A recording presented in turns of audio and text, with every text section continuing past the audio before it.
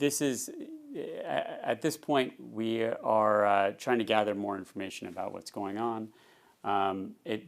Sudden cardiac death essentially means that somebody's heart has stopped, and oftentimes they'll be resuscitated by way of electrical shock or chest compressions.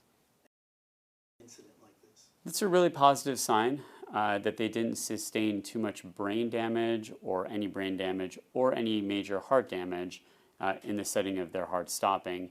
Usually we see that when somebody's heart gets restarted very quickly after it stops. Also, in young people, you tend to get these bounce backs a lot faster.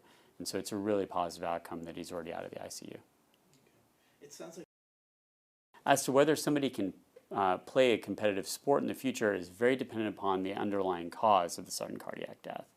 If it's happening because of an unusual blow to the chest, like in the Damar Hamlin case, oftentimes those people can have positive outcome because it's a rare and unusual event that led to the heart stopping.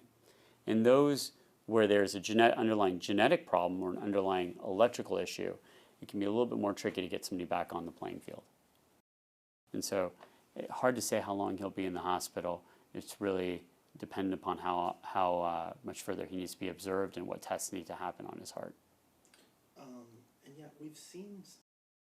Important, and I would say over the last 10, 15 years, we've gone a long way to get medical care in the field faster. And so you'll see that in places like movie theaters, certainly in medical clinics, you can see on the playing field or on the courts, there's oftentimes a defibrillator available, and that's really important because in the setting of sudden cardiac death, you have the best outcome when you can get that heart restarted as quickly as humanly possible.